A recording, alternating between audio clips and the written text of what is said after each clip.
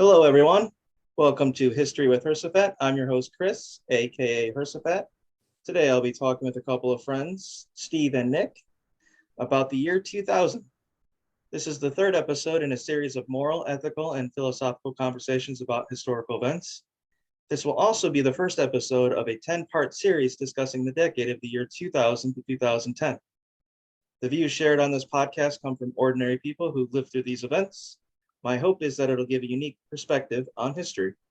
How is everyone this morning? How you guys doing? Hanging in there? I'm doing well. Doing well? All right. Yeah. Doing all right? I can't wait for one of these. Hola, mi amigos. Esteban here. Esteban. Gosh. I think of Esteban, I think of the guitar player Esteban, who sells like these like acoustics on like what do you call it? CVS, not CVS. There are many more CVS, Estebans. Walgreens. Mucho más Estebans. What's the channel that sells like call right now for 1999? Only 3 payments of 1999. You need to get this deal. What's that? I don't even recall it. There's some guy who sells like guitars. His name's Esteban. Really long fingernails. It's pretty good. Right. It's pretty good. I'm so waiting for a time where I'm asking how everyone's doing, and someone's just like, just terrible, man. Really bad. Right. I can't. Not good. I don't even know if I'm gonna. Oh, wow. Someone takes it out. I expect nothing, but not bad. Not bad. They're doing so bad, but they at least prioritize the podcast. Right. They're still here. Pretty early in the morning, so. Really? Yeah. So that's good. Yeah, I'm waiting for it. I was giving an update for the Russia invading Ukraine. I figure, just do that while it's going on. It's hard not to talk about as things just get crazy and crazier. The more sanctions that are being put up, pulling out, Russian oil, banks are now pulling out of Russia. The ruby, is it the ruby? The ruble? Ruble? Ruble. It's like I think of like a Zelda rupee. Right.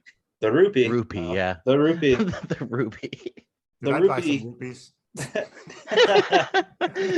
You start like chopping down, bushes and breaking pots, looking for those rupees.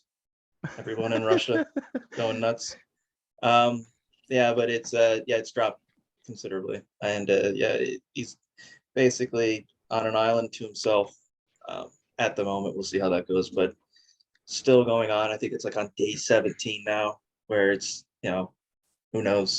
who knows how long this is going to last, and what the end result's going to be. For future podcasts, the second part of our COVID year 2 should be next weekend. Looks like we'll be having our friend Jake returning to talk to us about that. Look forward to that.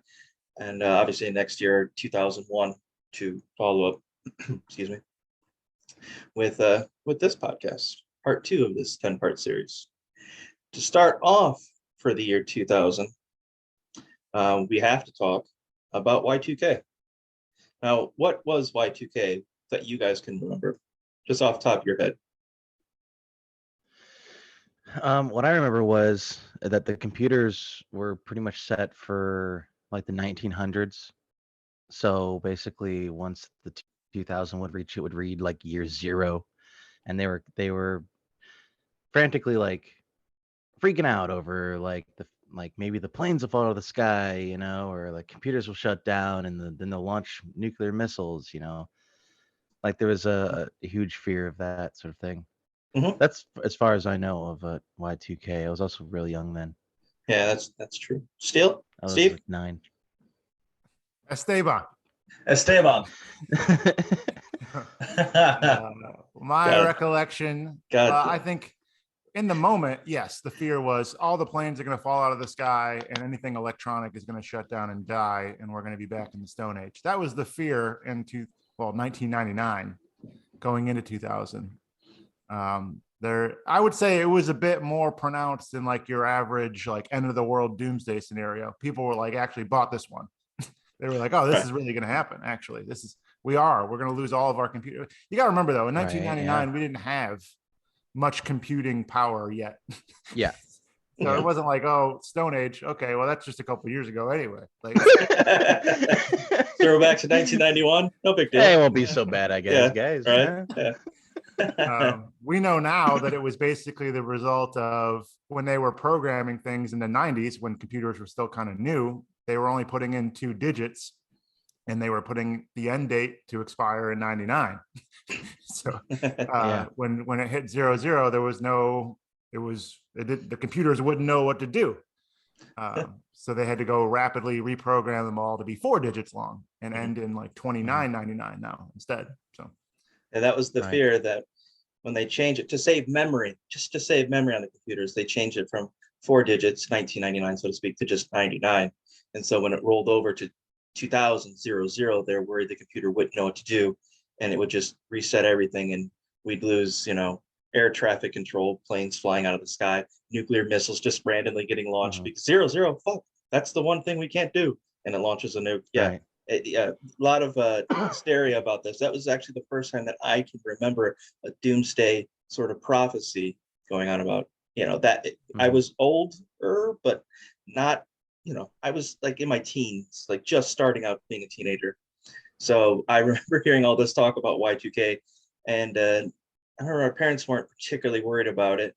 Not a lot of people I knew were, so to speak. I saw a lot of stuff on the news of people getting bunkers and stocking up on, vegetables, canned goods, and stuff like that. No cream corn. Still, even back then, no one ate cream corn. But I remember the religious organizations and doomsday activists are using that event to rouse up fear.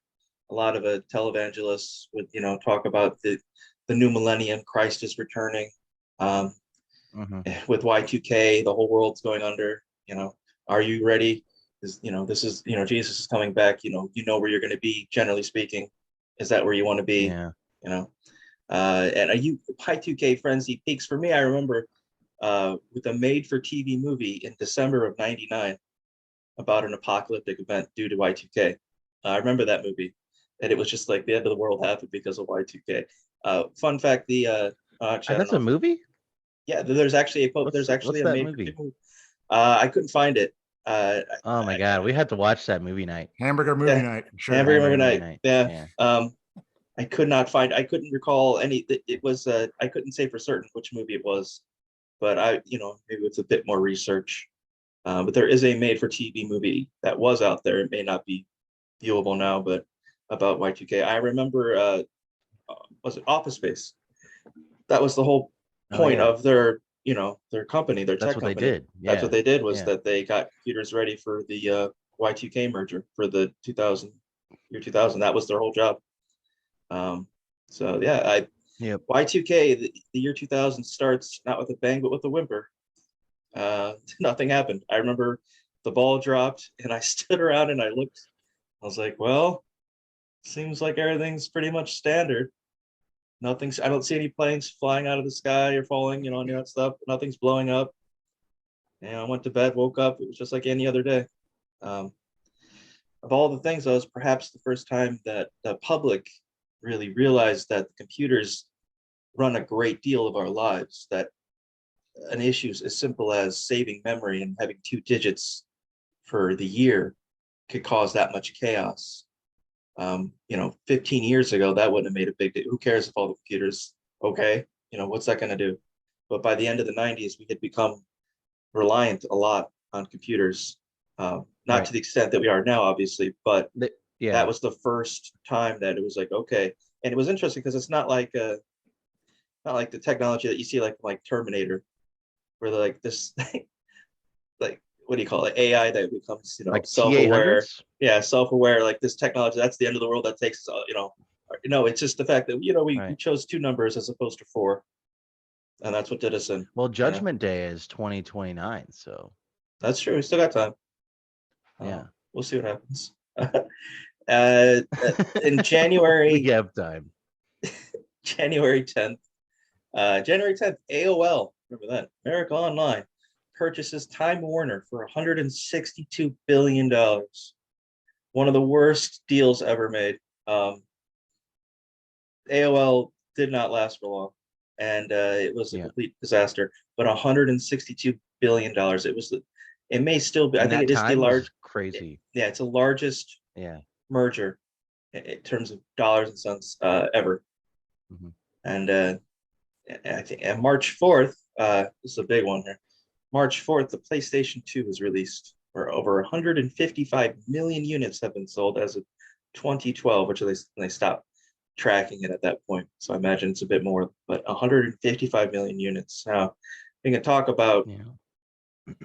just the PlayStation 2. And I remember, for me personally, being in school, and my was a world geography teacher asked what ideally what is the most you want, what's your ideal, what would make you happy, what would be the thing that make you happy. And I remember I was dead serious. He got around to me and I said a PlayStation 2 and Grand Theft Auto Vice City. That was it. That's all I wanted. He looked at it, he's like, that's all you want? I was like, that's all I want, man. That's it. That's all I need. I'm happy. And I've seen disappointment before, but that was a special kind of yeah, almost like a tear falling down. Nick, PlayStation 2, what do you remember? First playing it, impressions, favorite game of PlayStation 2? PlayStation 2? Yep. What I remember of it is you having it, right? And you having all of the good games, right? All the games that were worth playing. Mm-hmm. And I would just play it and I wouldn't even ask. Right back in the day when I cared about that sort of shit. Yeah. That's what I remember. I remember more PlayStation 1 though, that's for sure. That's true, because a lot more. Yeah, because I got PlayStation 2 and I never needed the PlayStation 1 because the PlayStation 2 could play PlayStation 1 games. So you guys had free reign for the PlayStation. Do what you want. Steve? Esteban. Sorry. I'm liking Esteban. Right. I didn't get a PlayStation 2 until 2001. I remember you and I talked about this a little bit in prep, and no, it was actually Christmas of 2001. Okay. And I got one. So I didn't play it until then. I didn't even know anybody who had it. I didn't have a PlayStation 1 either. So I don't know what I think I had a Nintendo 64. I think I was still knee deep in like Diddy Kong Racing in 2000. Didn't get it until 2001. I will mention though that I think I just traded it in the PlayStation 2 like last year for a Series S. so the thing had some longevity, had a nice life. It really did. Wow, that particular one. That's crazy. Made in Japan. They do it right, I guess. He's a fucking brick. My dad broke like 3 of mine. He would break them. I'd give him a new one and he'd break it. He'd pop out the disc tray and then it'd drop it or something like that. It would bust it. He broke so many of them. It was insane. Like, I could not believe it. I remember I had a decal for one of my favorite PlayStation 2 model that I had of Sephiroth and Cloud from Advent Children. I just thought it was such a cool decal, and even when it broke and it wasn't working, I still kept it because it was just so cool. I couldn't part with it. All right. On March 12th, this is a favorite of mine. Not a lot of people talk about this, but I like it. I like to mention it. Pope John Paul II on March the 12th apologizes. In a turn of the century, the new millennium's coming up. We want to clear our conscience. We want to get ready for potentially the return of Christ and all that. Pope John Paul II apologizes for wrongdoings of the Catholic Church throughout the ages, including, but not limited to, women. That's half the population right there. The Crusades, burning people at the stake, admitting Galileo was right, the African slave trade, inaction during the Holocaust, and the Inquisition, just to name a few. They did that in the morning. By the afternoon, they went back to being infallible. It was all okay. But it just, that is a lot to apologize for. It's a hell of a confession, right? Right. What other organization on the fucking planet could have that. Like, I gotta apologize to just women in general. Nothing. What's your penance? Right. Like, what are you setting somebody to do for that? The Crusades? Jeez. Yeah. Burning I need people at 10 the Hail stake. Marys and an Our Father, and you're good. Yeah, we're good by the afternoon. Inaction during the Holocaust is one thing. I wouldn't say necessarily is inaction. It's deliberate. But that's my own personal thought on that. Yeah. The first treaty the Nazi Party signed was with the Catholic Church. That's, Mhm. it was beneficial for Catholicism to eradicate Judaism.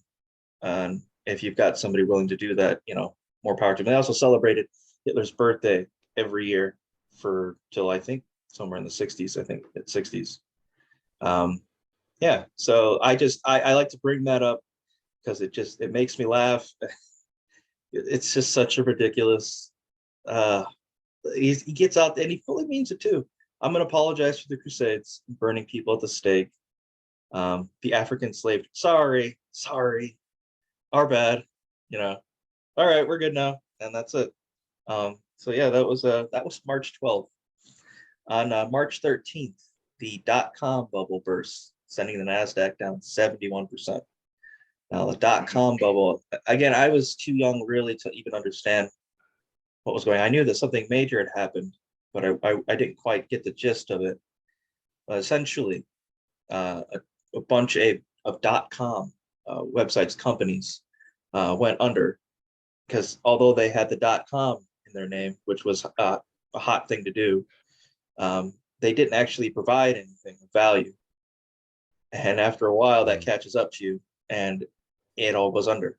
It all went under almost at the same time, and it put a damper. Basically, the economic growth that the U.S. had in the 90s due to the .com era, the birth of the internet and all that, really taking advantage of all that, just blew up essentially within 3 months of the year 2000. And that was it. I think the only companies that survived, really, a couple of them at least, were Amazon and Google. And Amazon just sold books to start off with. Books, that was it. And most of those companies, or one of them was called Pets.com. If you remember Pets.com, just shitty little .coms that don't actually, do much and aren't really worth the billions of dollars they claim they are. Steve, Nick, any thoughts on the .com bubble bursting? I can go first on this one. It's similar to kind of what's happening right now. I pretty much follow economics and the stock market every day now, and we have things called IPOs now. It means initial public offering, and these are like micro cap or very, very small companies that are just being publicly traded for the first time. And there has been a lot more of them in the last 2 or 3 years since the pandemic, honestly. And what it's doing is it's flooding the market basically. And only some, it's just like the .com bubble, just like you described, only a few are going to survive. But when you invest like I do in the entire stock market, it actually just drags the whole thing down a little bit. Do you follow that? Is that a good explanation? Yeah, I get you. So like, what's one right now? There's like Peloton, right? Isn't that like a treadmill company? That's they make an exercise bike that had an unfavorable commercial that dealt with like some woman that it was deemed like. I just remember the commercial got a lot of flack. Well, that was a IPO like 2 years ago. I think it just graduated. You can only be an IPO for like 2 years, and then you're sink or swim basically. Mm-hmm. And it's tanking. And I think it actually tanked because of the new, what's that HBO show with a bunch of women in New York that like to have sex? Sex in New York? Something. I was gonna say Sex in the City. Sex in the City? Sex in the City. Yeah, but they just had a new one. They just rebooted it, right? And they're all like 80 now and having sex in New York still. And, so it's like the Golden Girls, but just. Anyway, one of their husbands dies on a Peloton on the first episode, and then Peloton's brand like fell apart. Oh right, yeah. Oh no. About that. Okay, yeah. But that's .com bubbles happened before. It's happening right now, I think, and I think it's just a normal cycle in terms of economics. That'd be my 2 cents. Nick, do you have anything to add to that, or? No, not really. Uh, I don't know much about the duck. I mean, I was 9, 10 years old this time, right. so Yeah. Not too much going actually I was 9, so on. I didn't know anything. I had no idea that was even going Yeah. on. Yeah. I remember, I just remember seeing that on the news. It's like, everything's going down 71%. It's just like, oh gosh, we just got past an apocalyptic event in 3 months. Now the whole thing's going down. What's happening here? On Yeah. April 3rd, the US versus Microsoft, that famous lawsuit for violations of antitrust laws for Microsoft, they became a monopoly essentially. They took out, what was it, Netgear, which is a Internet Explorer browser. I think it was like literally after Netgear had their browser, like 2 weeks later, Internet Explorer came out. And then slowly but surely, all the computers that were made, all the PCs had Microsoft installed on them with Internet Explorer, so they didn't need to use Netgear. And eventually, just bullied them out of the industry.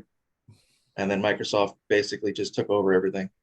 And then they finally got caught and in trouble for it back when the U.S. gave a shit, and they had to pay some fees for that, some fines, but they were okay.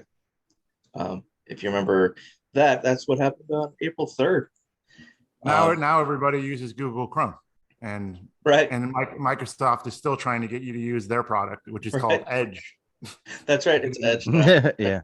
They're on the edge. Living on the edge. They've given up. Yeah. They're ready to jump. One last try. Try this one. On April 22nd, 6-year-old Elian Gonzalez, who arrived on the shores of Miami on Thanksgiving night in 1999, is taken from his uncle's home after an early morning raid from the FBI. He is flown back to his father, who's staying in Washington, but his father lives in Cuba. On April 22nd, that transpires. And I remember seeing that happen. I remember watching the news for that, and not really quite understand. I mean, I knew this little kid would, it was a tragic story where his mother and a couple relatives got on a raft essentially and sailed from Cuba to the U.S. to escape, Cuba, Castro, and all that. And everyone dies. Everyone dies except for Elian. And he arrives on the shores on Thanksgiving, of all days. So there becomes like this, like sort of like, I don't know, special thing for this kid. Like he's some sort of saint, Right. Cuban population is very religious, and so they're easy to attribute this kid arriving on Thanksgiving as some sign that he's I don't know, who knows, a prophet or something. Right. Yeah. Whatever. Yeah. Cuba demanding that the U.S. return Elian. Castro accuses Clinton of abducting him, holding him hostage in the U.S. This is ridiculous. Yeah, Clinton abducted him. Yeah, it's like children. You get back, right? I didn't take him. He just showed up on my yard. Hell, give him back. Yeah, and it's ridiculous. So let's see. Yeah, on January 10th of 2000, Florida State Judge Rosa Rodriguez rules that Elian must stay in the U.S. till March of 2000. So on January 10th of 2000, that judge rules that he has to stay till March.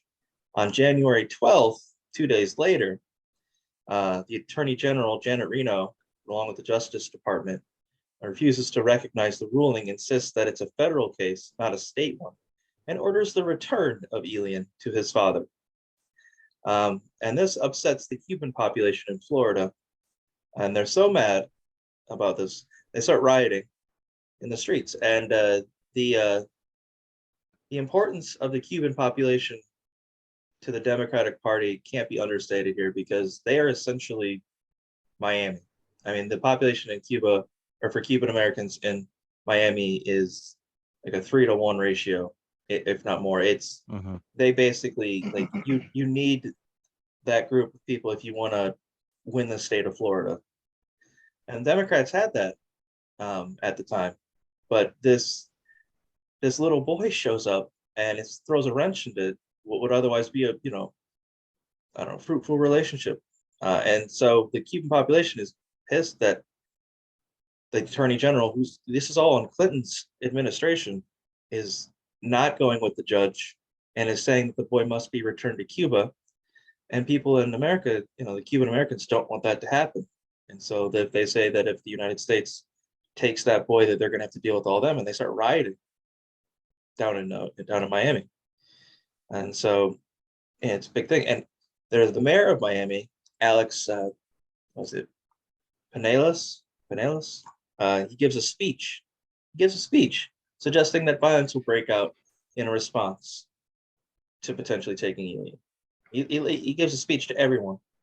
And so Al Gore tries to hold an event to help curb the anger from the Cuban population towards him and the Clinton administration. And Al Gore, by the way, he goes back and forth between distancing himself from Clinton and Clinton's actions, because he's running for president here, and siding with Clinton because he doesn't want to disrupt his party. He's putting in between a rock and a hard place here. You can't do one thing without pissing off the other. So he decides to hold an event to help curb that, and he has Alex Penales, I can't pronounce it, Penales, is the main act, but he doesn't show. And Al Gore is left to deal with the crowd. And that has a disastrous effect in the state of Florida for Democrats in just a few months. And on June 28th, Elian is returned to Cuba with his father. And that was the end of that ordeal. And that fallout on Al Gore's presidential campaign is considerable. It's just crazy to think. I mean, Al Gore would have won easily. There would have been, had that little boy not shown up and all that happened, because that was the that was the moral, ethical, philosophical discussion. Do you bring him back to his father who's in Cuba, or do you honor his mother's wishes that she wanted her son to be in the United States to stay with his relatives, his distant relatives, but relatives all the same?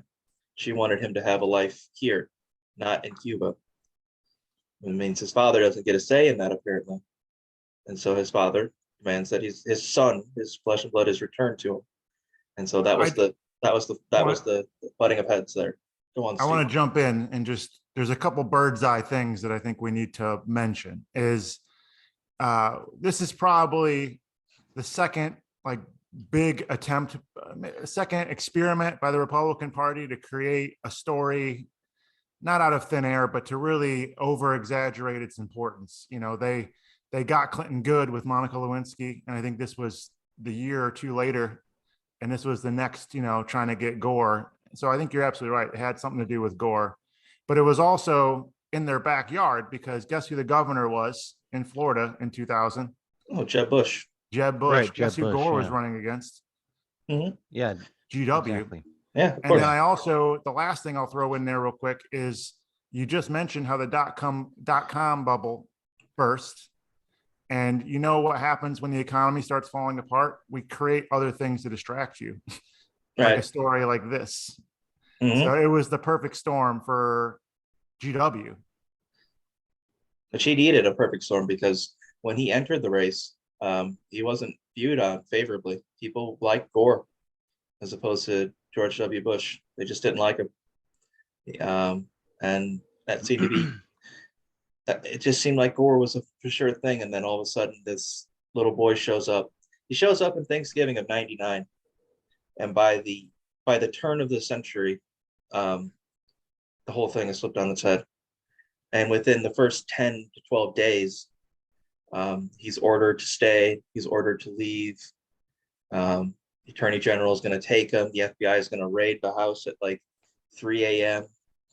And there's a scene where they show, just like the show Cops, where they show the SWAT team running into the boys, his relative's home.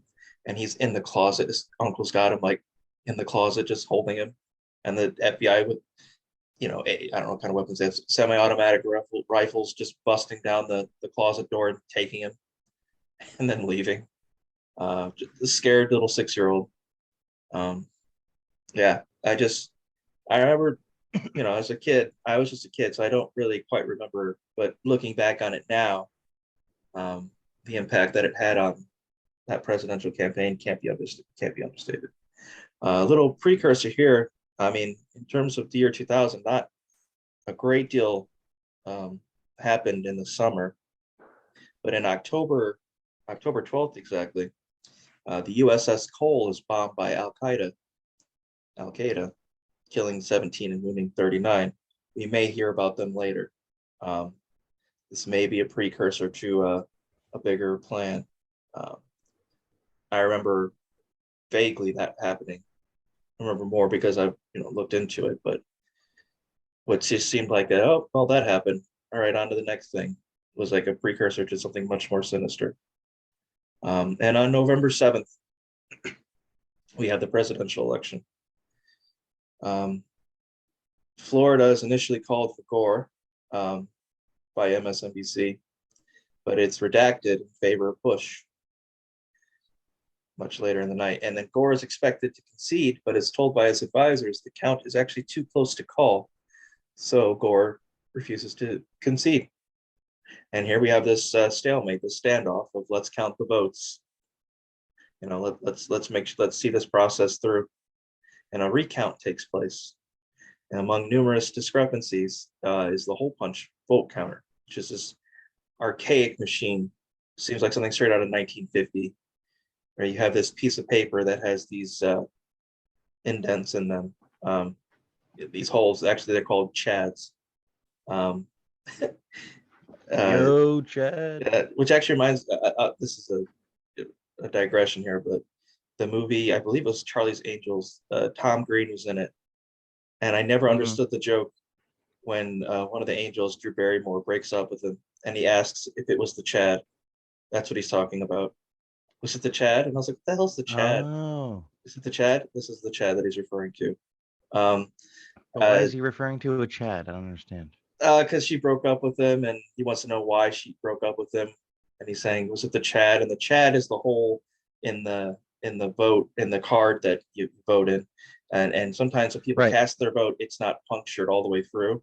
So the machine can't read them. So there were problems with the Chads, as they call them. And so that was the joke. That was the joke. He was referencing that's it. It's Tom Green. Okay. Well. Yeah. Also, the way vote cards are set up, people claim they accidentally voted for Pat Buchanan as opposed to Al Gore. The way that they were set up, you'd have George Bush and Dick Cheney on one side, and then down below you had I believe it was it was Al Gore and Joe Lieberman, and then across to the right was Pat Buchanan. I can't remember who his running mate was, but they had it set up where 1 and 2 wasn't where you thought it would be to vote for the second option there. It was actually closer to where 3 should have been, and 2 and 3 were essentially like switcher. It was just a weird way of looking at it. Just weird way of having that card displayed. So people voted and they thought that it was they were voting for Gore, but they're actually voting for Pat Buchanan. And then, like I said, a lot of the times the hole wasn't punched through all the way, so the machine wouldn't read it, so the vote wouldn't count. And there was a lot of discrepancies in that regard. And so it's a board group from the Miami-Dade County joins Broward and Palm Beach counties, and they all vote to recount the vote by hand. And the votes, the lead switch, one day Bush is in the lead by 700, and the next he's down to like 100 something lead, and it goes back and forth over and over again. So after the vote is counted to be recounted, vote by hand, George Bush files a lawsuit to have the recount stopped. This is the first time that I can recall in modern times where a presidential candidate has voted to have has filed a lawsuit to have a recount stopped. This sounds eerily familiar to the 2020 election in a lot of ways. And so eventually the suit is taken to the Florida Supreme Court, and the Florida Supreme Court rules to have the recount. But Bush isn't satisfied. He then takes his case to the U.S. Supreme Court with a Republican majority. And on December 12th, the U.S. Supreme Court votes 5-4 to stop the recount and award the presidency to George Bush. And I believe this sets up a precedent for modern day mistrust of the US election system. I think that was the first domino to fall when that happened. Not only the Supreme Court is a Republican majority, but the 5 out of the 5 vote there that beat the 5-4 is Clarence Thomas, who was brought into the Supreme Court by George H.W. Bush, his father. And so there's this conspiracy to the whole thing. Just like Jeb Bush is, like the governor of Florida. Yeah, Florida's not going to go to Bush. How is that not going to happen? They're going to figure out a way for that to happen. And the Supreme Court was in their back pocket, and they voted 5-4. I'll just because I think I want to say that this is important. It's not a popular opinion, but yes, I agree with you that this was the first time in my life where I started doubting the integrity of democracy. I agree with you there. And I have contemplated how involved the Supreme Court is, or how at jeopardy it is of being non-politicized. And I really think that, me personally, I can't speak for anybody else, it's a very dangerous road to go down if you start thinking the Supreme Court is no longer neutral. So right. I will go ahead and give all of the 9 justices the benefit of the doubt back then and even today, that they are qualified and deserve to be there, and they're making the best decisions they can. That's how I'll leave it. It's very optimistic. I appreciate the optimism. Who knows? It might be true. I hope it's true to an extent. It's just, it's really hard to not see something there. It's really, with today's Supreme Court, especially as well, with the number of people that have gotten in there in the last couple of years, all seem to be geared towards getting rid of Roe v. Wade. And their states now are acting on their own desires. But I know Texas has some crazy laws that are going through now. Florida is the don't say gay. And it's stuff like that's been going on for years. But there might actually be a change. I actually do think that if the Supreme Court were to overturn Roe v. Wade, it would be a disaster for the Republican Party. An absolute disaster. But that won't stop them from trying it, I don't think. So yeah, and that was pretty much, that's how the end of 2000 went, with the presidential election finishing on December 12th. And January 6th of 2001, there was an attack on the Capitol. Gore didn't get his crew together and storm the Capitol or turn it down. He conceded, and the peaceful transfer of power happened. Oh, he should get a special shout out for how he conducted himself. He did conduct himself very well. Mm-hmm. Mm-hmm. Yeah, that you wouldn't see that now. I don't think with anybody, but the way he handled it was quite good. Even though everyone pretty much agreed that he should have been president. It's also the time he won the popular vote, the first of like every election since then, where a Democrat wins the popular vote, but loses the electoral. That's just. And it's been going on now. Every election that we've had for the last 20 years, that's how it's went. So you can see the frustration that people have with it. So we're going to move on to the entertainment section of review of the year 2000. I want to check in on Nick. Nick, how you doing, man? I'm doing okay. You guys, Chris has literally covered everything I've wanted to talk about about all of it. So there are things that I wanted to say, but he's already said them, Gotcha. Well, we have a Requiem for a Dream that came out. I guess 2000. Except for how many votes, I probably didn't mention how many votes that Bush won by. Because it wasn't very many. 537. Yeah. Yeah. That's where that number dropped down.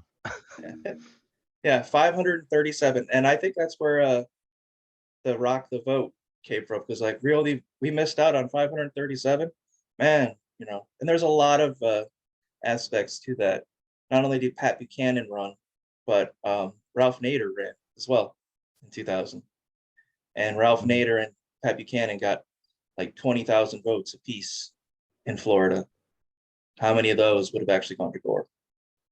And we wouldn't have had. Could you imagine what life would have been like had Al Gore won the presidency?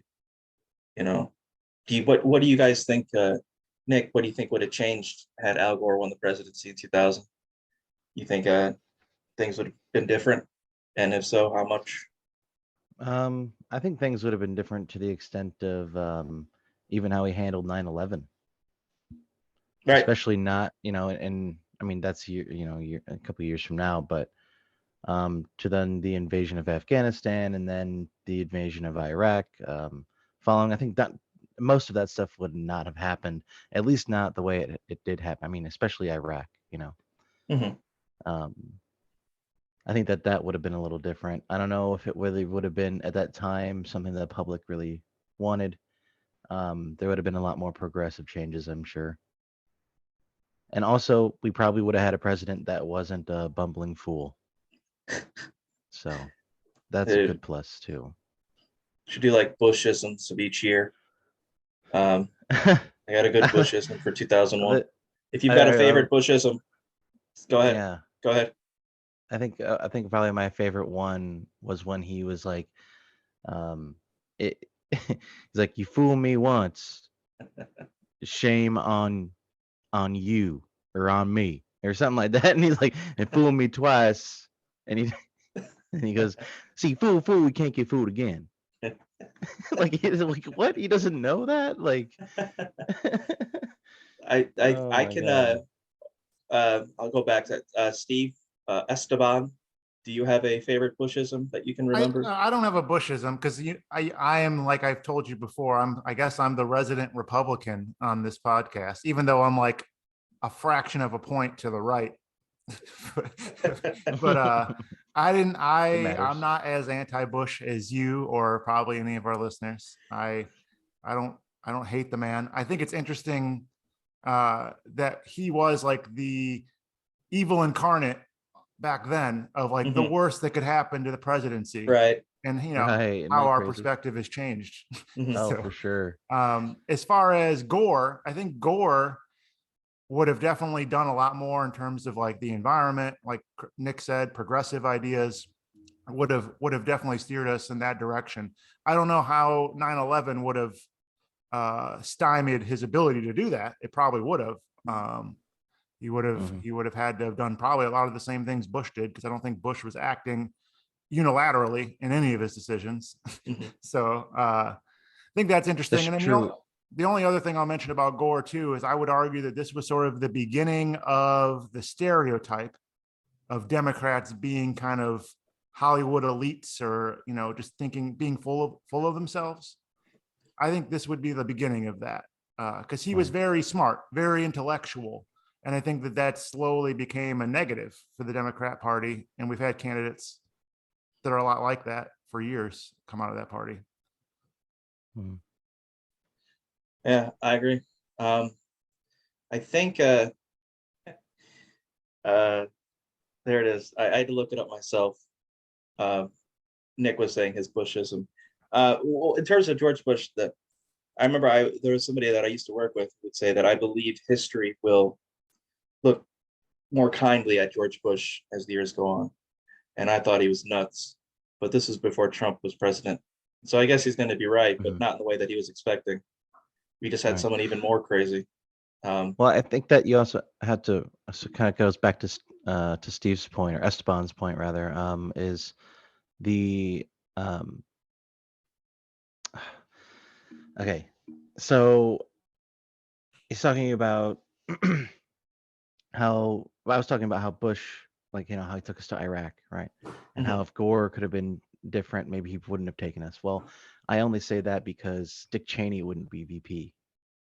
Right. So Dick Cheney had a lot to do with the decisions that he made. Right. I've got also Colin Powell. I mean, he would have chosen a totally different, people. It would have been different people. Here's the other thing. Katrina would have been handled much different. Katrina would have been handled way, way better. Way, way better for sure. So when the Bush presidency happened, when the Bush administration happened, they gutted the EPA, they gutted FEMA, they gutted all that. The Republicans got every time. They got all those programs that are, and go figure, those are the ones that they really need during their time as president. It's so weird that they cut programs like that, but they don't like cut down on like military spending. Right. It's also weird like, too. Is it because of the GDP? Do they want or does, you know what I mean? Or does the other side also increase GDP as well? I just don't understand. Like, why would they cut those important programs for the public? And then I don't know. I would say it's probably votes. They're able to frame those cuts as being American. It's just to be in office. Yeah, it's able. People will vote for something. They can frame it in a way that people will say, "I'm voting for that guy because he's thinking about me," even though he's taking away my lifelines and stuff like that. And I don't realize it because he's framing it in such a way that seems like it's a good thing. I don't know when's a good time to bring this up. This might be it. Is I've often thought of decades in U.S. history in terms of like the 7 deadly sins in Catholicism. Like each decade has like a sin that it associates with. And, like the 80s would be like greed or lust. You could probably do either one. Yeah. The 90s, I think, was pride, because we didn't have any enemies. We thought we were the best. Nothing was going to happen. It was a good decade. The 2000s, and right about here, I think, is where it begins. I think the decade of wrath. I really do. For sure. Maybe that's why we had defense spending and spent so much. Well, obviously, after 2001, we know why. Right. Yeah, of course. But also, we had a surplus during the 90s in the Clinton administration. And then we haven't had that since, like literally have not had that since today. Still today. Like we've been in further and further and further in debt. Yeah, we weren't in debt. We were actually above. We had balanced the budget in the 90s, and we had a surplus. Yeah, and when Bush took over, last time. Yeah. With a couple wars and whatnot, we now are in the negative $1 trillion, or something, a couple trillion, by the time Obama takes over. And then the pandemic hit, obviously, many, many years later, after we're still, in the deficit. And that hurt us even more. But I mean, that we just can, they just continue to spend. I'm not sure. I guess the banks are just like, a little inflation is fine. You kind of need a little bit of inflation, right? But I think that we've gone a little bit way too far at this point. Like, what is our money going to be worth? Well, it's not the rupee. Years. That's for sure. It's not the it's not the rupee. I think you wonder. That's why there's so many people going to Bitcoin right now. Right. That's why there's so many people investing in all that. Well, it's because the dollar is fake. Like I even as somebody there's nothing backing it, who invests heavily and wants many, many dollars. Yes, it's not grounded or backed by anything. And I guess the jury's still out as to whether or not that's a good or a bad thing, because gold used to all be backed up by gold. It was literally a certificate that told you how much gold you owned. And then we stopped doing that. And that only works when like the world uses your currency. So as long as the US dollar is the de facto like default currency for the world, I think we'll be fine. But if it ends up being something else like a euro or whatever, yen, then we're going to be in real trouble. I wonder if there's you could do a Venn diagram. I believe it is Venn diagram between .com like websites and such and cryptocurrency companies. And I wonder if there's some sort of correlation there where it'll be one day and just a shit ton of them are going to go belly up, and there's only going to be a couple that are actually going to stick around. There'll be a Google or an Amazon cryptocurrency. Bitcoin is probably one of those. What's the other one? Is it Dogecoin? Or how many other coins they got going on now? I have no idea. Well, I don't know how I know you talked about Russia, Ukraine earlier, and this is connected. So I'm just going to say it too, is with all these sanctions that are being placed on Russia and how the ruble is falling apart, the safety net that Putin and the oligarchs in Russia do have is that they could plow all of their money into crypto because it isn't regulated. They can't sanction that. Yep. And that's a new phenomenon. We've never had that before in That's correct. Geopolitics. So I was gonna say, okay, so here I've got the quote here from this Bushism. I love Bushisms. I've watched a video on his Bushisms. I'll take George Bush as a president again, any day of the week over Trump. Not Absolutely. even a question. Not even 100%. a remote hesitation. Yeah, me too. Give it to him. Yeah. Give me Bush. In retrospect, I mean, I'll take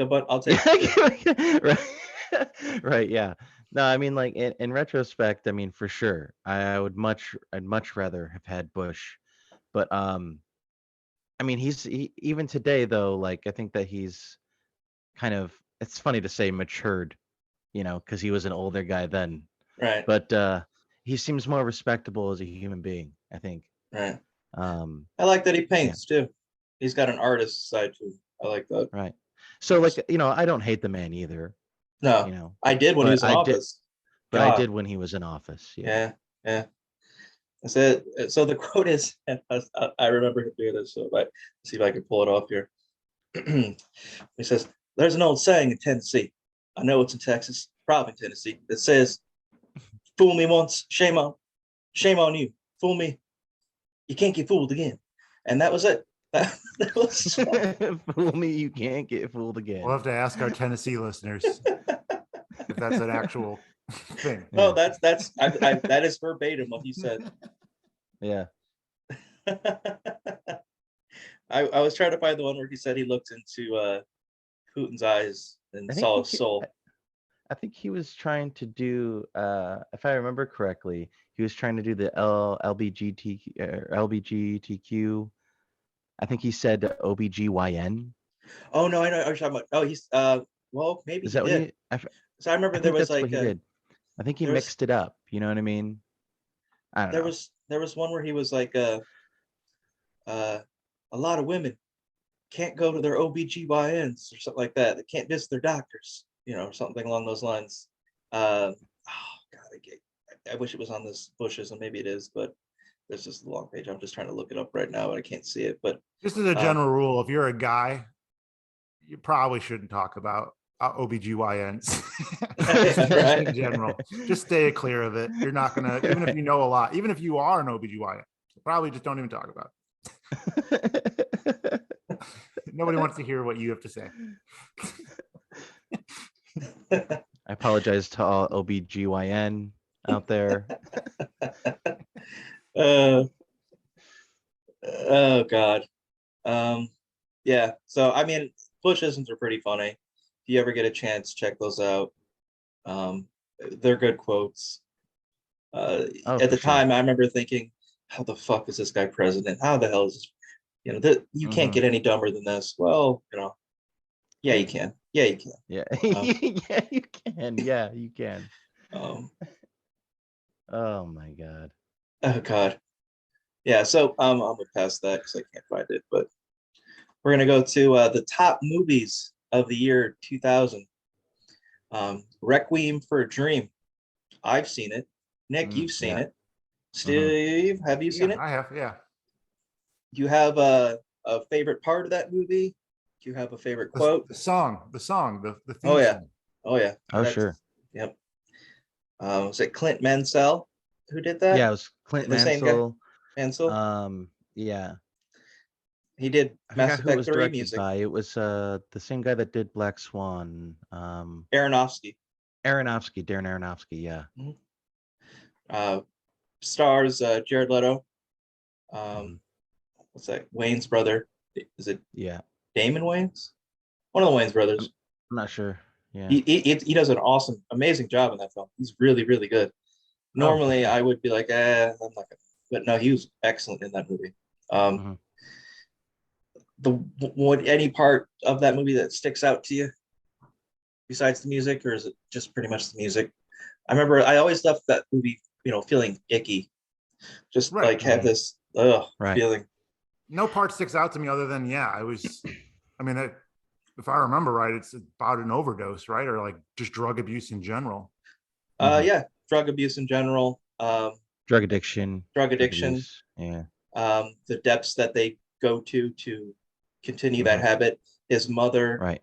believing that she's due ready for some prime time show. Yeah, I mean, in reality, I mean, I guess the show is actually about, or the movie is about addiction in general, I guess, um, because his mom, right, Mhm. is addicted to sweets, right, but now Right. she's trying to cut them out completely, and has then become addicted to these like speed pills, right, Mhm. and then her son and his friends and his girlfriend, they're addicted to heroin, right? So it's about addiction in like a few uh, different kinds of ways, right? Which makes it really interesting. Remember Um, that last very scene true to was, life. yeah, very, very true Yeah. to life. I should say the last scene where his mom's getting electrocuted, like she's getting shocked, electroshock therapy. Mm-hmm. Oh Yeah. God, and I don't remember her Yeah. name. I think is it Jennifer Connelly? I think her Jennifer name. Connelly. I just looked it up. Yeah, Jennifer Connelly and Jared yeah, Leto. yeah. Yeah. Her last scene where she's, you know, that whole thing with Yeah. the The whole thing. with the Yeah. yeah. I don't even want to all the Yeah. businessmen throwing Right. cash around. It's just that's where she's at, Mm-hmm. and it's just and Yeah. Jared Leto's lost an arm, um, because he's shooting up in that one spot repeatedly, and it's Mm-hmm. just ugh. Yeah, so check it out. Requiem for a And Dream, the Wayne's brother, fantastic. he's in Well, it's prison. And then he does was it? Oh, go on, Steve. Oh, it's an interesting timepiece too, just because like I wouldn't associate 2000 as like a year of copious like drug addiction and drug. I mean, that all happened in the 80s and early 90s, and it Mhm. was probably on its way out by the early 2000s. So maybe the movie was good, but it just seems like an odd time. It was probably 5 to 10 years too late for what it was talking about. Yeah. Movie that won movie of the year, film of the year, best picture, Gladiator, a classic from Ridley Scott. Mm-hmm. Are you not entertained? Exactly. Yeah. That's Yep. my quote. That's it. Probably as good of a performance as Russell Crowe gives. I think Joaquin was great. stole the film. Stole the Yeah, film. he did. Joaquin was Absolutely. He great. really Yeah. did. Yeah. Wow. He's just, and the music is so good in that movie. That's a Ridley Scott film, right? Yep, Ridley Yeah, Scott. and that's the thing is that I mean, Joaquin, he's a great actor, but when he has those directors, he's an amazing actor. Mm-hmm. Takes him to a new You know? level. Yeah. And that was my first like experience with Joaquin Phoenix. I didn't know who he was, and I watched that movie, and I just thought he was the creepiest, freakiest little guy, and just this little sniveling shithead. And I was so happy to see him meet his maker at the end there. Spoiler alert. But if you haven't seen, it's 20 years. Old.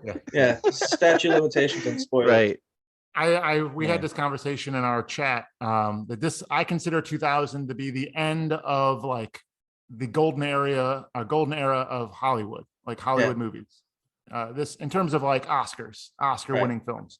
The Oscars were just on a tear in the 90s, and it ends in like 2000, 2001, and then it sucks for the next 20 years to the present. Third movie I got Memento. I believe is that a Nolan film? Christopher Nolan film? Yeah, that's a Christopher Nolan film. I didn't care for it. Yeah, that was okay. I wasn't, I've only seen it once and I never got the urge to see it again. Same. Castaway. I have never seen that. Never seen Castaway. I'm sorry? You've never seen Castaway? Never seen Castaway. Okay, well, that's what we're going to watch on movie night, possibly. That's too good. It is my pick, No, that's right? too good. No, it's too good of a movie. Too good of a movie. No, it's not that it's too. Of course, it's too good of a movie, but but hey, I picked. You did pick that. A Martin Scorsese film. Yeah. Right. Yeah. So I think that it's okay. Precedent's been set. If anybody's going to pick any good, decent movies, it'll be you. Right. Yeah. Yeah. Castaway. So I mean, Castaway is so good, man. And if everyone's, willing to watch that movie again, Baller might. I don't know. I don't know what Baller might think about that, but we'll see. I can't believe you've never seen that. It's such a great movie. I thought about watching. I just never went in to watch it. I don't know. You should. You should. If I don't watch it before movie night, then I guess we'll watch it then. One of my favorite movies, one of my absolute favorites, Snatch, came out in 2000. Oh yeah. Again, the Love that cast of movie. characters in that film are just amazing. The acting is awesome. Brad Pitt is he's probably my favorite. It's easily like it's an easy character to pick to be the favorite, but his whole shtick is fantastic. His accent, his dialogue, you don't know what the hell he's saying. Oh yeah. It's like, what do you want? One of my I got favorite. no fucking wheels. What? One of my favorite lines from his character. One of my favorite lines from his character is, "Save your breath to cool your porridge." I thought that was great. So, get the dog. Get the dog. What did you say? The dog. Oh, the dog. Yeah. Yeah. Steve, have you Esteban? You seen the movie Snatch?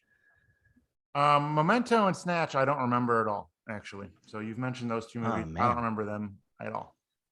Yeah, yeah, Snatch. I can't recommend it. Tyrone, you could fit a jumbo fucking jet in there, Tyrone. Sounds like the year 2000 really liked one-word title films.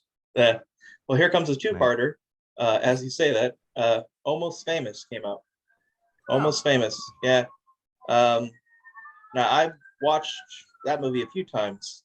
It's got some classic scenes in it. Obviously, the one where they're on the bus after they've had a crazy night and Tiny Dancer plays and they all start singing is really good. But I think my favorite is probably the scene where I can't remember her name. I think it's Penny, but I could be wrong. Oh shit, I can't remember. Anyway, yeah, Penny. It's Penny. And Kate Hudson. Kate Hudson's character meets the kid Cameron Crowe.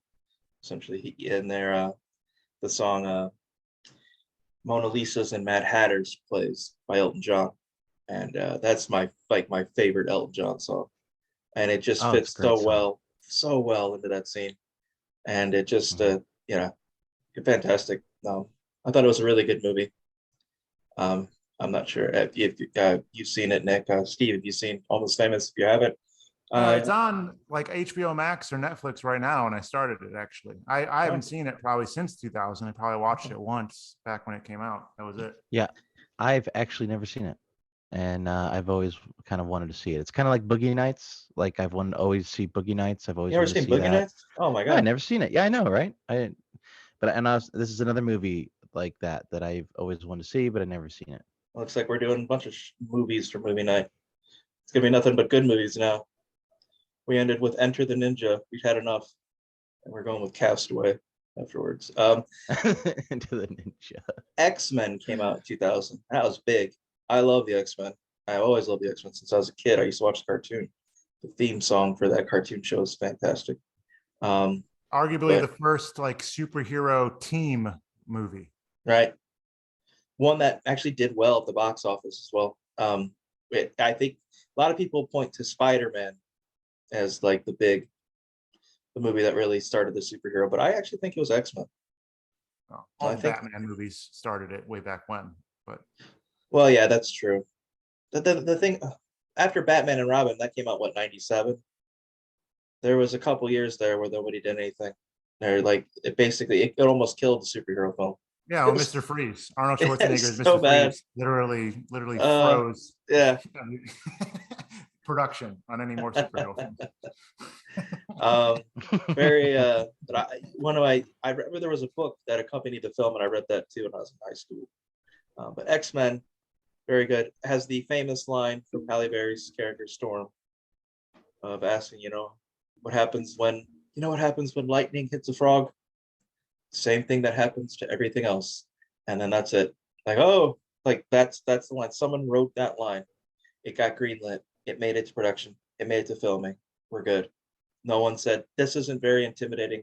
I'd rather her just not say anything. Just shoot a shotgun with the lightning. What is all this? It doesn't add to the film. Actually takes away from it. I don't know. Yeah. Infamous line there. Another movie that came out in 2000, American Psycho. Oh yeah, that's a great movie. Great movie. Yeah. I think Brian Easton Ellis is the name of the author who wrote the book for that. He also did Less Than Zero, which is another good film in the 80s, I believe it was made. But yeah, American Psycho came out in 2000. Do you guys have any memories of that movie? Anything stick out? I love that movie. I've seen it a ton of times. Mhm.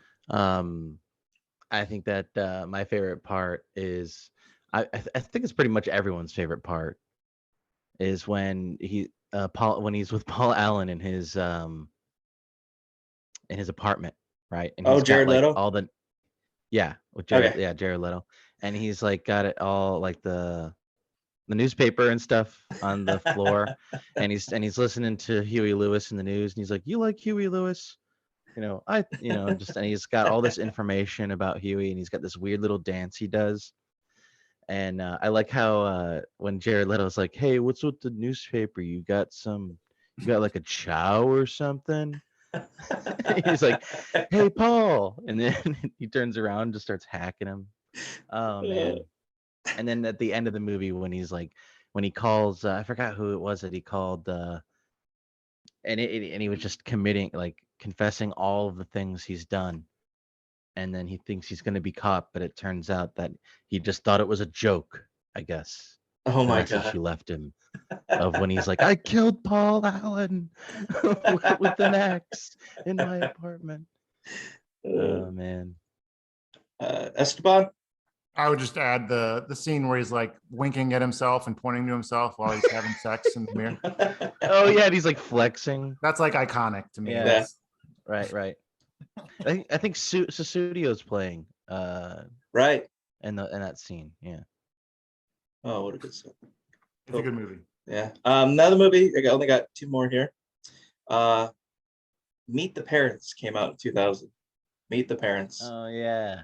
Gaylord Fokker. Mm-hmm. One of my first introductions to Owen Wilson, and his character just cracks me up in that film, where he's just like this amazing ex-boyfriend who's like Right. he's into carpentry because he wants to be like Jesus, and he's just like, I remember with his way that he talks, it's just like, it's quiet, but it's so good.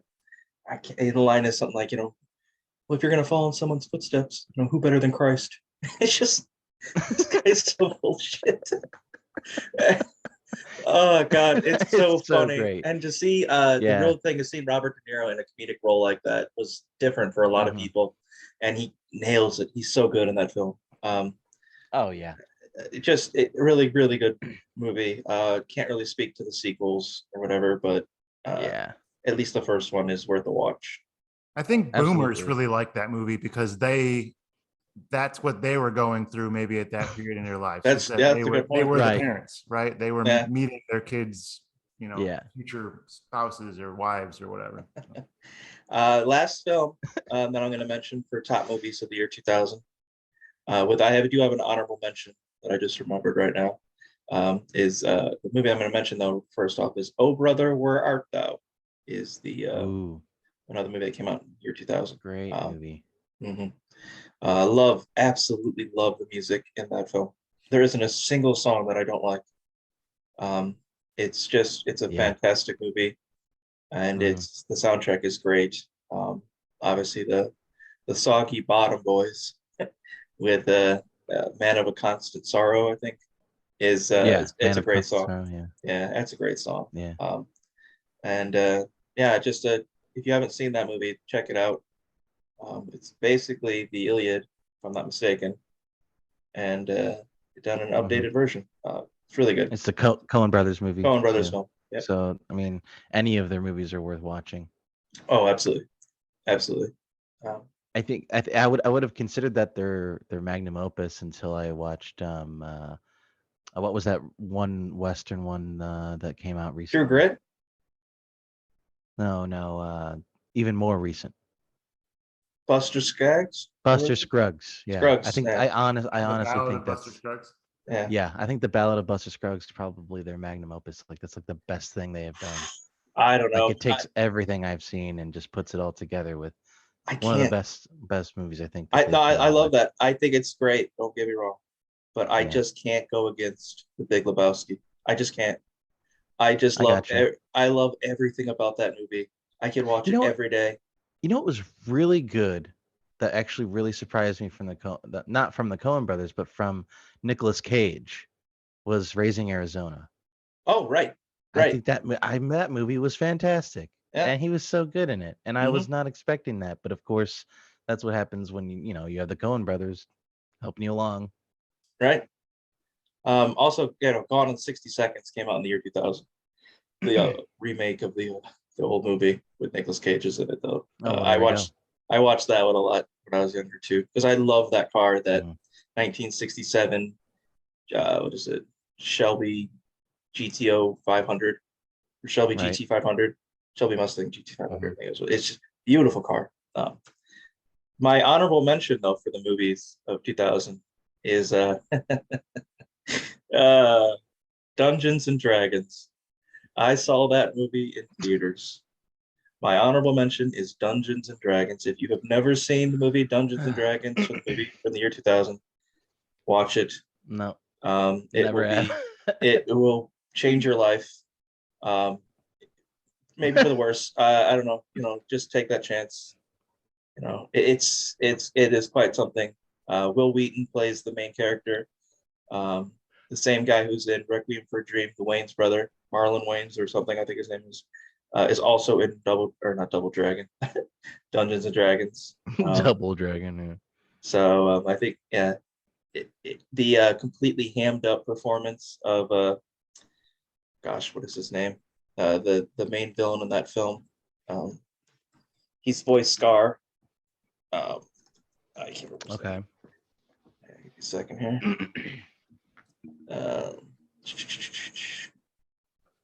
Whatever. He just hams it up so much that it totally makes the movie. It's just fantastic. It's one of those movies to watch if you want to watch something that's hilariously bad. It's a hamburger movie, basically. It's absolutely a hamburger night. Yeah. Jeremy Irons. Jeremy Irons is the main bad guy, and he hams it up so much. I love it. It's fantastic. And yeah, so that would be my movies. The top albums of the year 2000. The number one album of the year was NSYNC's "No Strings Attached." It was released on March 21st. It's the number one selling album of the year that sold 2.4 million albums in the first week. That will never happen again. What? That will never happen again. 2.4 million. That's crazy. In the first because nobody week. buys albums. Exactly. This was really the last, in the year 2000, number one album, No Strings Attached, 2.4 million in a fucking week. It's just ridiculous. Radiohead came out with Kid a complete left turn from OK Computer, which is probably the best album of the 90s. And I know that's saying a lot, but Wow. OK Computer is a masterpiece of an album.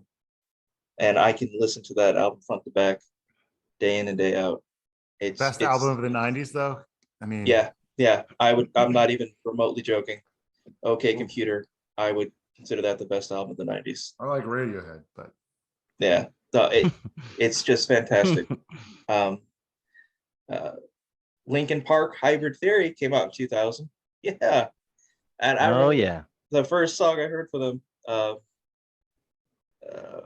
about to break. In the end? No, not in the end.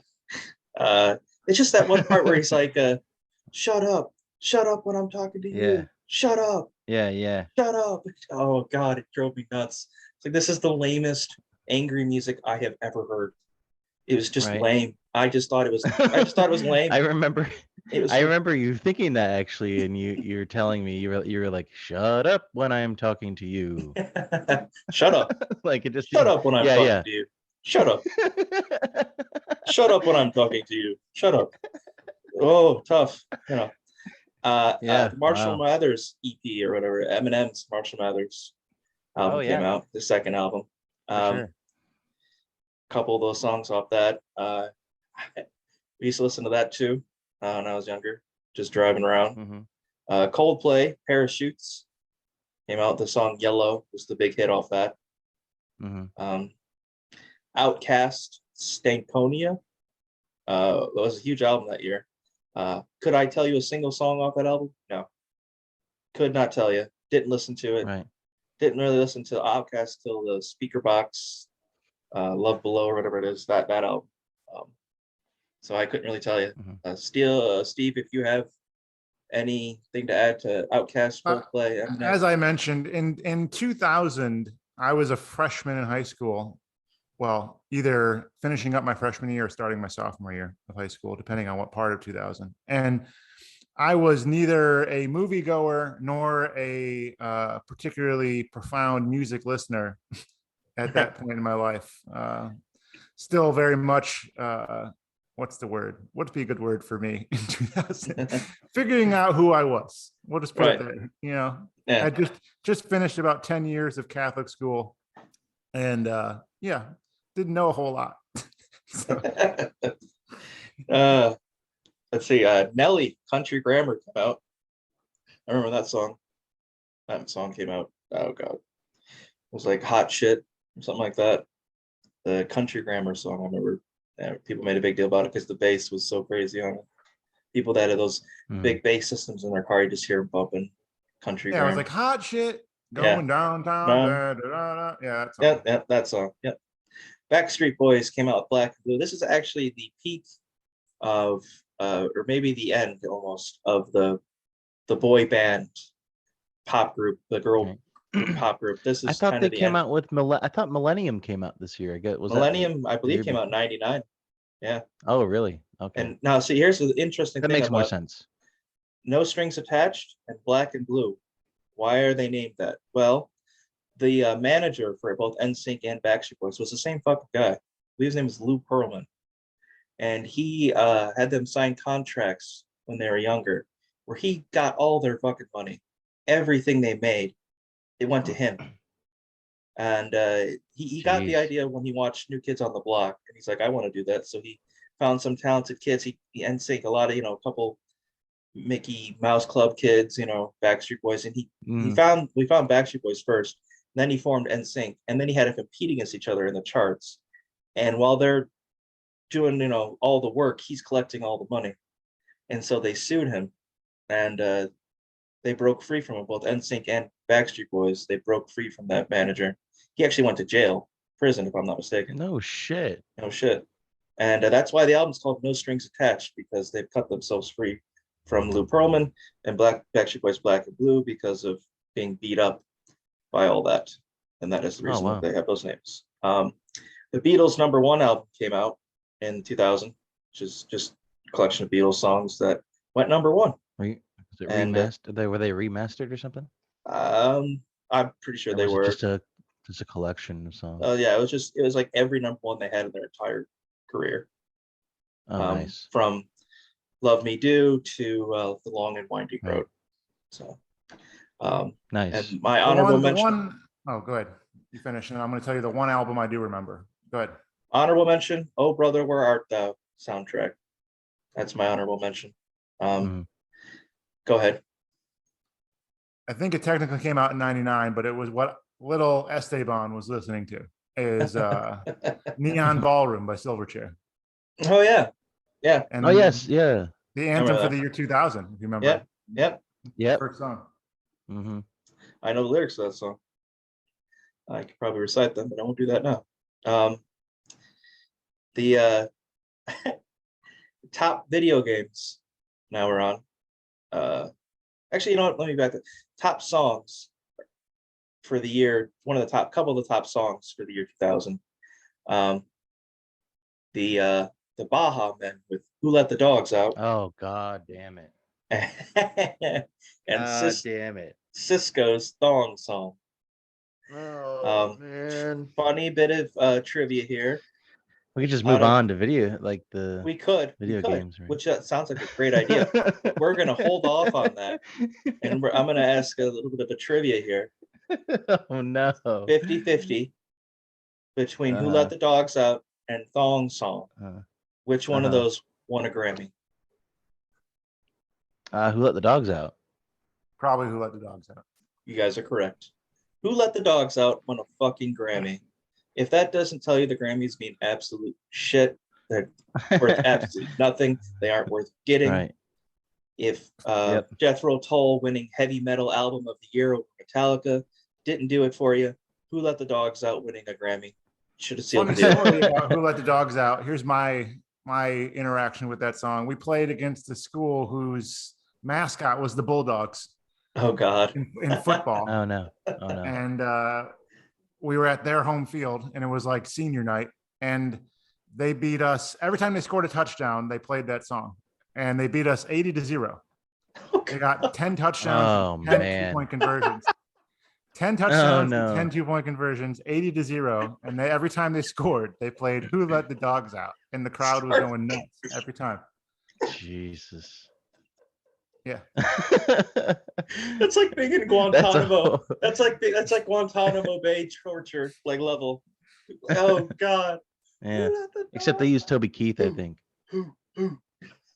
I remember too stretching before that game, and one of my assistant coaches being like, "I can feel it in the air tonight. We're gonna win this one, boys." And then I remember looking at the goalpost and saying that it looked kind of like a Christian cross, the way it was like barely holding together, like wood cobbled. It was a fateful night. Oh God. I would be dying laughing at not only the score, but the fact that they play Let the Dogs Out every time. If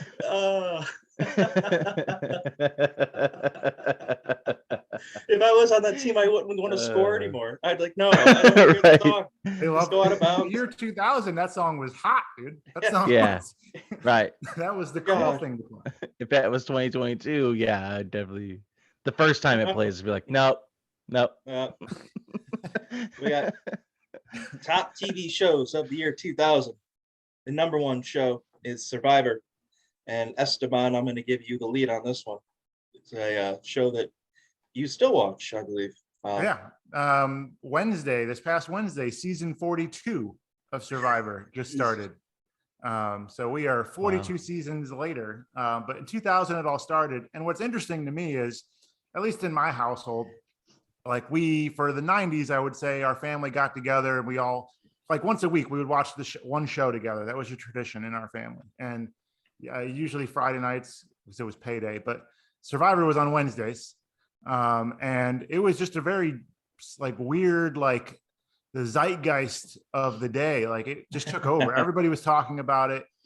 It was the first reality show, I would say. Maybe Big Brother had started at that time. Maybe Big Brother wasn't in this country yet, but it was certainly the first one that captivated audiences in the US. And the whole concept of, being on an island with strangers and voting people off. And the cool thing about the first season is like nobody knew how to play. There were no rules, or they were really huffing it. There wasn't like a medical staff there. There wasn't very many camera crews. There wasn't rules about like nudity. And then like the big revelation was like people making alliances. Like nobody anticipated them like forging alliances with other players and voting as blocks of people. I think when they put together the show in its conception was that it was going to be everybody kind of voting by themselves. And that was that. We didn't understand human nature, I guess, well enough yet. And that's, if anything, that's what Survivor has been every season, I think, is sort of a new experiment in human nature and how we divide ourselves and vote together and vote people out and survive. I mean, it's an interesting concept from the jump, but that first season was raw. If you go back and watch it, it's on Hulu. You can watch it right now. All the seasons are on Hulu. Very raw. Like the mics were bad. You couldn't hear anything. The production value was really bad. Jeff Probst was like 20 years younger. He didn't know what he was doing. But you can tell by the end when they do the first like live studio audience, like revealing who won, that like, it was by far the most popular show on television in 2000. And it's the only one that I actually remember, I think, of that year. I have to agree with you on there. I remember watching a little bit of the Survivor show as well.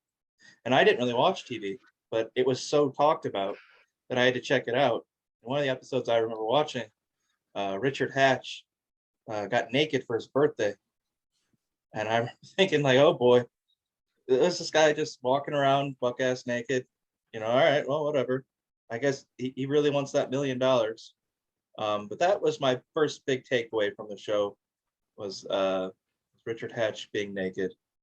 And funnily enough, he didn't pay taxes on that what he won. So he ended up going to prison in Oklahoma and had another game of Survivor, but there weren't any cameras this time, and he didn't win $1 million. Nick, do you remember anything from Survivor? Did you watch it at all when you were younger? 'Cause I don't recall.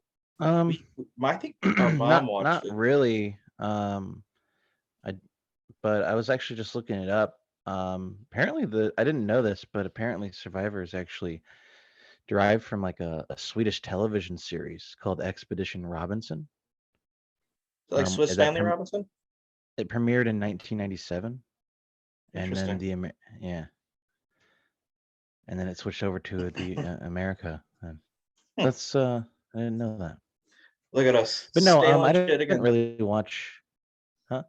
Oh yeah. Stealing shit again. Yeah. But yeah, no, I don't really recall it very much. I didn't watch it very much. The one thing that I do remember is watching that when you got into the season and one of the seasons. Oh, the guy because of Philip. Phil guy. Yeah. Philip, because he would always tell everyone that he was a ex-secret agent or something like that. Some bullshit. Right. Like fuck. Yeah, that guy was hysterical. But the thing is that he made it pretty much to the end. Right. He I think he was second place. Or maybe third. Second or third. He almost won, which I couldn't believe. Mm-hmm. It's the only reason I watched it. Once he was done, I didn't watch it again. And I haven't since. But Philip, he drew me in for that one season. Another TV show that came out in the year 2000. I can't imagine any of us have anything to say about this show. I mean, I have one line to say about it. I'm curious if you guys do. Gilmore Girls. That came out in 2000. That was a big show. Gilmore Girls. My only takeaway from that show has been no one talks like that. No one. There are not people that have that type of dialogue, that quick back and forth where they're almost not even breathing. These snarky little remarks. And no one's like that. It just seemed ridiculous.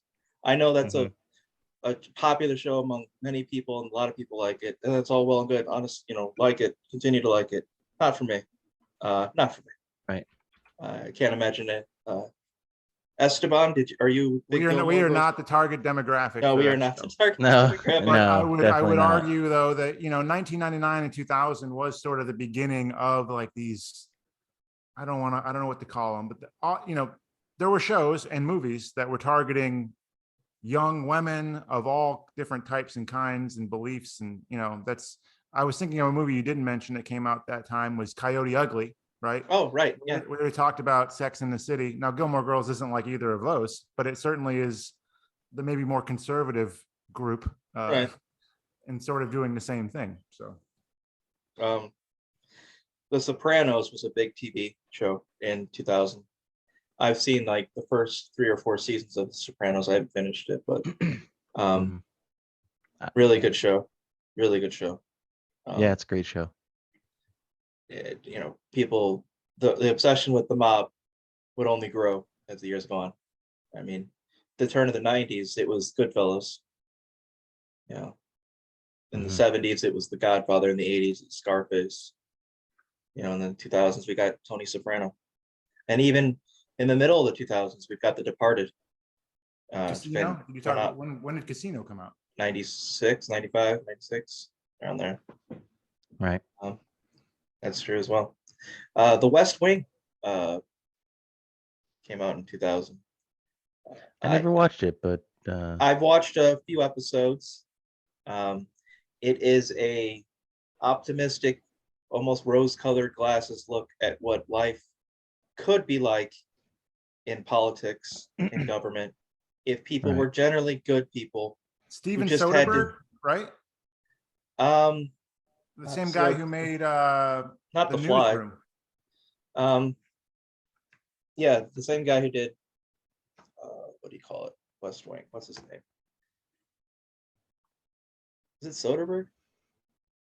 I can't remember his name. I don't know. But yeah, you're absolutely right. It is definitely the optimist view of America at the White House. No. That's what it is. Aaron Sorkin, that's the name. Aaron Sorkin. Nothing like House of Cards. Right. Nothing like House of Cards at all. That would be the inverse. Yeah, That would exactly. be the exact opposite. Yeah. It's what things could be like. The president's actually a decent human being who wants the best for everyone.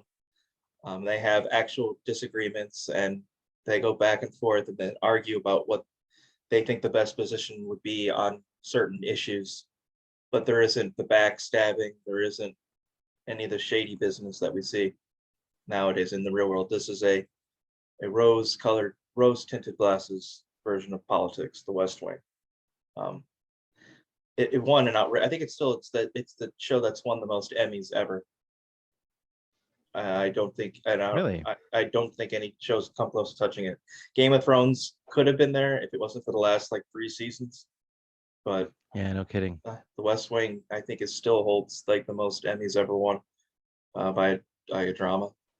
Another show that premiered in 2000, personal favorite of mine, Curb Your Enthusiasm. I knew about this show for years, but I never watched it, and I finally watched it, and I could not stop. It was Seinfeld with curse words. It was George Costanza, who's probably my favorite character on Seinfeld. Just in situations that formulaic, you could kind of see it. There are episodes where it's like, okay, Larry is going to get in trouble with this. He's going to say something. He's going to do something. Right. But even though you know that, it's still good, and you still come back. I just love the show. It's just the way they do it. It's the way He's such a good writer. It's the way it's written. Yeah. And the fact that there's not even too much writing. Honestly, it's all ad lib, which is amazing. Absolutely amazing. And I'm trying to think. I mean, the first episode is the what is it? The tent in the pants, where the crotch area bulges up, that's and right. it looks like he has a raging hard on, and the girl thinks that he has one in the movie theater, but he's like, no, it's just the pants. Right. And those sort of things happen all the time. One of my favorites Curb episodes, I'll move on after this, but was when he has his dad bring his friend who's a survivor from the Holocaust, and a mutual I think it was a rabbi as well, asks if he can bring a survivor to the dinner, and Larry's like, oh, that'd be amazing. He's like, oh, great, he'd love to meet you. He's a big fan. Oh, cool, yeah, I'm gonna have another survivor there. Oh, really? Yeah, okay. And so they go to the dinner, and I come to find out it's just this young guy, and the older gentleman is like, where's the survivor at? And he looks over, and it's just the young guy who was actually on the show Survivor and not a survivor of the Holocaust. And then they get an argument about who's the better survivor. And he's like, we didn't have any snacks. Who had it worse? We didn't have any bottled water. There was snacks. You didn't have snacks. We didn't eat for weeks. Snacks? Yeah, I remember that. What? I died. And yeah, so Curb Your Enthusiasm, just fantastic. Another show that came out, CSI, that 70s show, also came out in 2000. Oh, yeah. Malcolm in the Middle, the precursor to Breaking Bad. Dawson's Creek was also a big show still in 2000. And Big Brother. Survivor was so popular that they had a Big Brother by the end of 2000, and that also was a big show. Right. And it really started the reality TV revolution sort of thing, where just everything's reality TV. Top video games that came out in 2000. Diablo 2 was a big one. Oh, late 2000. That's right. Big one. Tony Hawk's Pro Skater 2. Perfect Dark. The Sims. The Sims is, I remember when I first played The Sims, I was like, I'm not going to like this game. Whatever. And then I tried it and I was obsessed, and I couldn't stop playing it. I just thought it just sucked me in. And I have, if Brad were be able to join us on the podcast today, I would have him tell us how he had his Sims trap neighbors in the basement, and he took away the doors and he forced them to paint paintings because they were sad. And when they were sad paintings, it was sold for more, and he just sold their paintings to make money for himself. Sadistic fuck has these poor people trapped in the basement, just like, you know how they are. They can't get out. Yeah. But my favorite video game is. What does that say about like human beings? You know, we get a video game where we get to simulate being people, and you know, Brad does this with them. Yeah. He traps them in his basement. He lured him in like a spider on a web. Sick bastard. And he takes away the door, just disappears. I would do the same shit with Roller Coaster Tycoon, so I can't. Oh, me too. For sure. I always made rides that would pass the inspection, but they would kill everyone on board. And people would still be in line to go. Like, this line's taking too long. This line's taking too long. Hold on. But there were no negative comments because no one would ever come out alive. You wouldn't let the guests leave, and then when they get mad, you drown them. Right. Oh yeah. You'd literally just dig a little hole, fill it with water. I wouldn't fill it with water. I just leave them in the hole, and I just add the hole. And so people were just like, I can't get out of here. I can't get out of here. Oh God, it killed me. I laughed so hard. Fun. It was great game. Yeah. Great game. I read the Roller Coaster Tycoon. Excuse me. The guests, they would complain that it was too cheap to get into my park, and it was the highest you could go. This place is too cheap. You really should be having us pay more. What? Then a roller coaster that kills them. Oh God. But my favorite video game of 2000, and one of my favorite video games of all time, is Final Fantasy IX. I cannot recommend that game enough.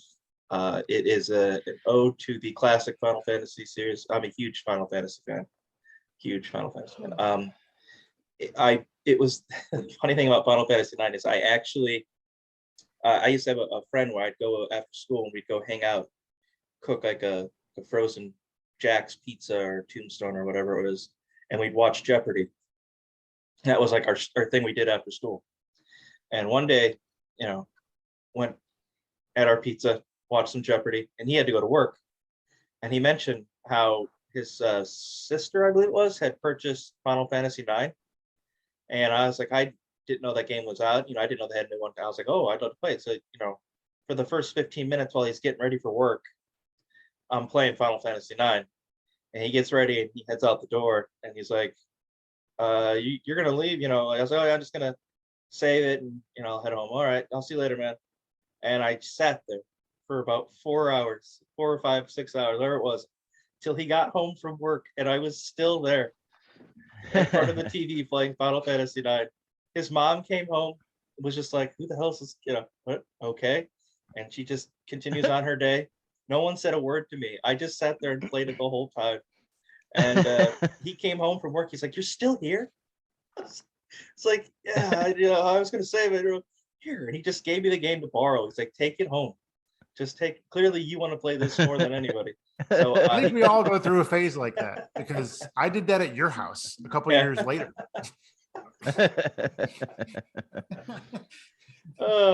But yeah, I love that game. The music is phenomenal. The story is great.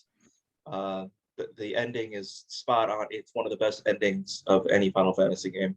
I could go on for hours on it, and it's one of my favorite games of all time. I highly recommend it. Give Final Fantasy IX a chance. It's great. All right, and I think that's it for top video games that I can think of. Oh, Majora's Mask. Zelda Majora's Mask came out. The sequel, or not the sequel, but the next game after the infamous, one of the best games Ocarina. ever, Ocarina. Yeah. I just remember that came out and the moon freaked me out, scared the shit out of me, and I never really was able to get into it.